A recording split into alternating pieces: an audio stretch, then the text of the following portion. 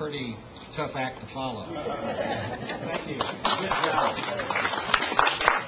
Is it me, or is that dog across the street just looking hungry? I hope he's been fed this morning. On September 9th, 2006, like a couple of weeks ago, I get a call from Walter Dansby, my boss, the deputy superintendent with Fort Worth Schools, and he said, "Gene, I'd like you to return a phone call for me." I said, "Be glad to, Mr. Dansby." He said, "The lady's called, her name is Sharia Bailey, and she's interested in some information on what it would take to get Kirkpatrick Middle School identified as a cultural and landmark commission." I said, "Well, that should be a pretty easy job, you know." So I called Ms. Baylor and said, "Ms. Baylor, I'm Gene Dale. I'm special projects with the Fort Worth Independent School District. Mr. Dansby asked me to return a phone call." And she said, "Well, Mr. Dale, basically what we'd like to do is got a very interested group, neighborhood association, a bunch of alumni who care so much about this building, they wanted to do something special for it. And they wanted to declare it a cultural and landmark commission because, as I think it's Reverend Baylor indicated, these guys, this association and this group of people want to leave a little more of a legacy as far as Milton L. Kirkpatrick Middle School is concerned."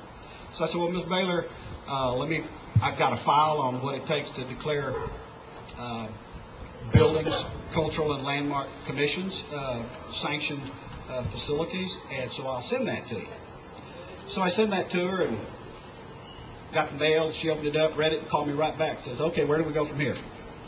So here's a compilation of about a year's work, shy a month, of what Miss Bailey and Benny Sherman, the two people that I work personally with, and all of you other folks who are here today put together as far as information, statistics, etc., as far as what it would take to declare this building a landmark that it is.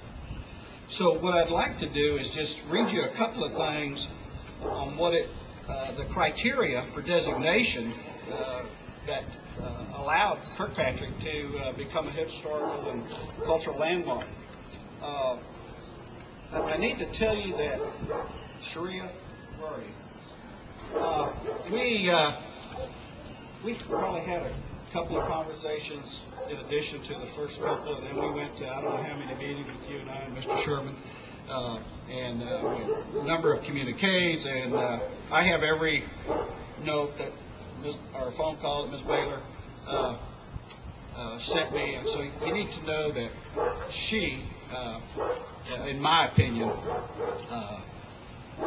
really knocked herself out to bring this to fruition. So, let's hear it. Now, criteria for designation. There's 10 criteria to declare a facility a cultural landmark in the city of Fort Worth. Kirkpatrick met 3 of the 10. Distinctive in character, interest, or value, strongly exemplifies the cultural, economic, social, ethnic, and historical heritage of the city of Fort Worth. Now, Kirkpatrick met that requirement in that Kirkpatrick School was constructed to provide a modern school for African American youth on the city's north side. The school opened in 1950 as a combined elementary junior high school and included 19 classrooms and a combination auditorium gymnasium. We call those gymnatoriums. The high school was later added in 1952, so it met that criteria. The second criteria it met was has to present an important example of particular architecture style or specimen in the city of Fort Worth. This school is a 2-story international style building. International style structures were popular during the 1930s and 1940s. This structure is an excellent example of containing many of the signature elements.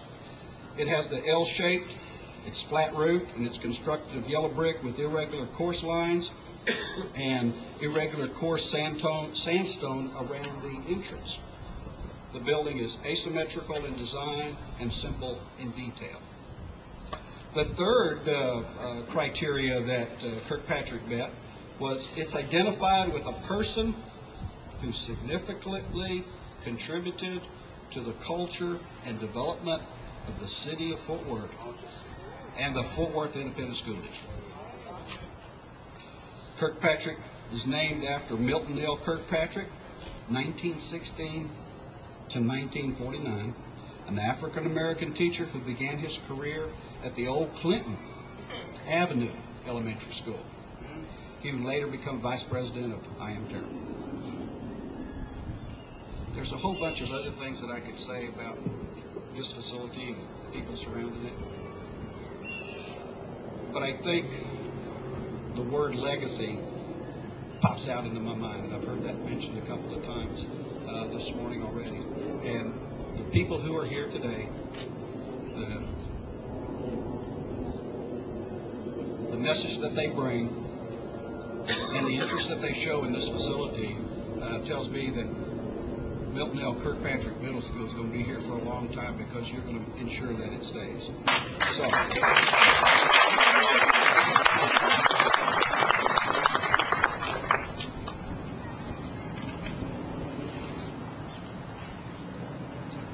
at this time, I'd like to, Benny,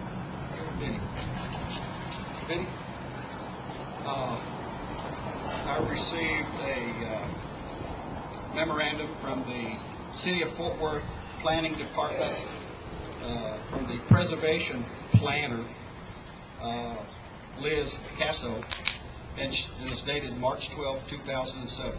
Dear Kirkpatrick Middle School, on May 1st, 2007, the Fort Worth City Council approved the designation of the Kirkpatrick Middle School, located at 3201 Refugio Avenue, as a historic and cultural landmark. Information on the designation is available at the City of Fort Worth website. It can be found by navigating to the Planning and Development Department webpage and clicking on the Preservation and Designation link, and then it provides that. If you have any questions, please call me. I'll be happy to answer any questions that you have. Sincerely, Liz Casso, and congratulations, Preservation Planner. So, at this time, I'd like to present to Mr. Kirk Sherman this plaque in recognition for his efforts and dedication to making this happen. So, congratulations to you, to your staff, your association, and to all the folks and all the patrons of the Kirkpatrick Middle School and the community. So, thank you very much. It's my honor to be here.